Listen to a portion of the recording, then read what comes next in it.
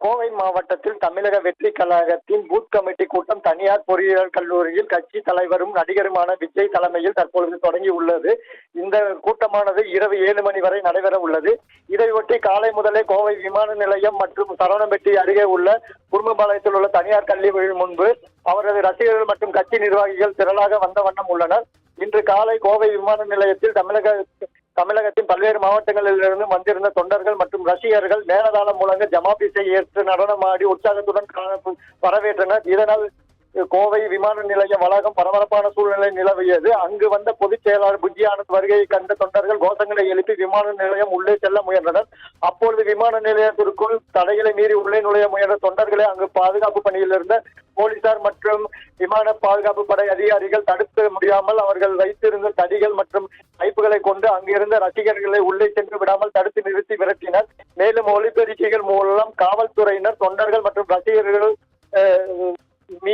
தடுப்புகளை மீறி வர வேண்டாம் என்றும் அறிவுரை வழங்கினர். விமான நிலையத்திற்குள் வரும் பயணிகளுக்கு இடையூறு ஏற்படுத்த வேண்டாம் எனவும் எச்சரிக்கை விடுத்தனர். இருப்பினும் ரசிகர்கள் கூட்டம் அதிகரித்து சென்றது. இதனால் அவர்கள் கட்டுப்படுத்த முடியாமல் காவல்துறையினர் மற்றும் விமான பாதுகாப்பு படையினர் திணறினர்.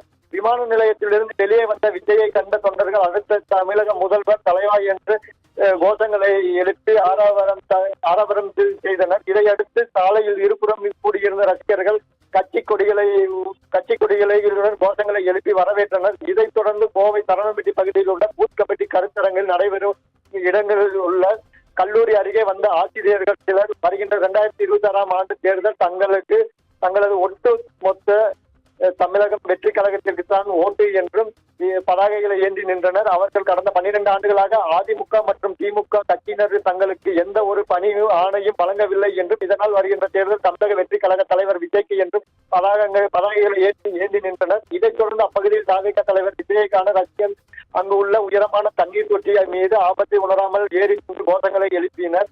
மேலும் அதே பகுதியில் சாலையில் கட்சி தொண்டர்கள் இருசக்கர வாகனங்களில் அட்டகாசத்திலும் ஈடுபட்டனர். இதனால் அப்பகுதியில் பரபரப்பு நிலவியது. மேலும் கல்லூரியில் நடைபெறும் பூத் கமிட்டி ஆலோசனை கூட்டத்திற்கு 18 வயது நிரம்பாத சிறுவர்கள் அனுமதிக்கப்பட்டு வருகின்றனர்.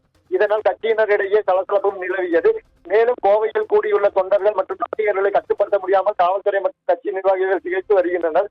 இந்த பகுதியில் மாநாட்டிற்கு சென்ற நிர்வாகிகள் இந்நிலையில் கோவையில் இந்த அடையாள அட்டை வழங்க அவர் கருத்தரங்கம் அனுமதிக்கப்பட்டு வந்த நிலையில் அங்கு சற்று சலசலப்பு ஏற்பட இதனை அறிந்த தமிழக வெற்றி கழகத்தின் பொதுச் செயலாளர் புஜ்ஜி ஆனந்த் அந்த பகுதிக்கு வந்து பாதுகாப்பு பணியில் ஈடுபட்டார். அவர்களிடமும் தொண்டர்களிடமும் பேச்சுவார்த்தை நடத்தினார். இதில் கலந்து கொண்டிருந்த கழகத்தின் பொதுச் செயலாளர் புஜ்ஜி ஆனந்த் கூட்ட நெரிசலில் சிக்கி காலில் படுகாயமடைந்தார். கருத்தரங்கு நடைபெறும் கல்லூரி வளாகத்தில் தொண்டர்கள் அதிக அளவில் திரண்டிருந்த நிலையில் இந்த சம்பவம் நிகழ்ந்துள்ளது. உடனடியாக முதலுதவி அளிக்கப்பட்ட நிலையில் மேலும் சிகிச்சைக்காக மருத்துவமனை குழுவினர் ஆம்புலன்ஸில் வரவழைக்கப்பட்டு அந்த கருத்தரங்கம் நடைபெறும் பகுதியில் பொதுச் செயலாளர் காலில் காயம் ஏற்பட்டதை சிகிச்சை அளித்தும் வருகின்றனர்.